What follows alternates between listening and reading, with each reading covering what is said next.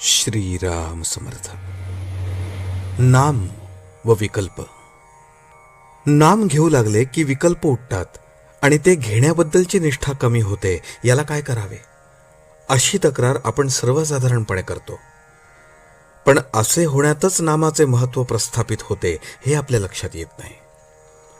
मनुष्य नाम घेऊ लागला की विकल्पांना असह्य होते आणि आता हा नाम घेऊ लागला, आता आपली धडगत नाही अशा धास्तीने त्यांची चळवळ चालू होते आणि मनुष्याला नामापासून परावृत्त करण्याचा ते प्रयत्न करतात. विकल्प हे अतिसूक्ष्म आहेत.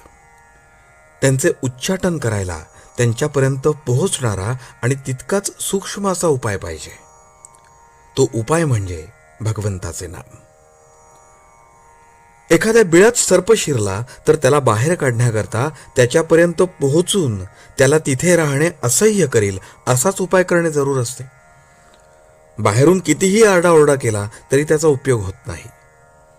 बिळात धूर किंवा गरम पाणी सोडले की तो बाहेर येतो. त्याप्रमाणे नाम घेतले की विकल्प उठतात.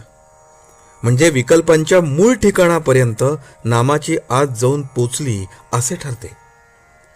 तर मग नाम घेऊ लागल्यावर विकल्प येऊ लागले तर गांगरून न जाता हे सुचिन्ह आहे असे समजून विकल्पांच्या उच्चाटनाची गुरुकिल्ली मिळाली अशा जाणीवेने जास्त आस्थेने नाम घेण्याचा निश्चय करावा.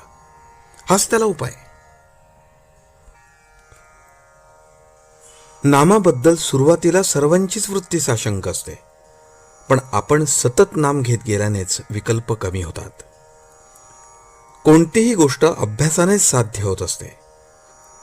आज खरी भक्ती नाही म्हणून भगवंताचे स्मरण नाही, आणि भगवंताचे स्मरण ठेवण्याचा अभ्यास केल्याशिवाय खरी भक्ती येत नाही.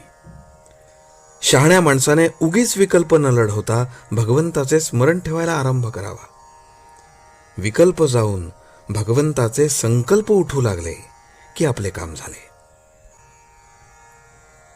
आपण रस्त्याने चाललो की नको ती माणसं भेटायचीच, पण आपण आपले चालणे चालू ठेवावे. तसे विकल्प आले तरी आपण आपले नाम सोडू नये. पण गंमत अशी होते की वाईट मनुष्य भेटला आणि आपण त्याच्याकडे लक्ष द्यायचे नाही असे म्हटले तरी तो मुद्दाम खाकरतो आणि आपले लक्ष वेधतो. अशा वेळी त्याच्याकडे पाहूनही आपण दुर्लक्ष करतो. त्याचप्रमाणे विकल्पांनी आपले लक्ष ओढून घेतले तर नावडीने लक्ष द्यावे, पण आपले नाम सोडू नये. शंका घ्यायचीच झाली तर नाम चालू ठेवून घ्या, म्हणजे ते नामच शंकांचे निरसन करील आणि विकल्पांनाही हळूहळू पायबंद घालील. आजचे बोधवचन. पुष्कळ केलेले शंकेने व्यर्थ जाते. आपण नाम सोडणार नाही हे नक्की ठरवले की आपली वृत्ती निशंक होतेच होते. जानकी जीवन स्मरण. जय जय राम.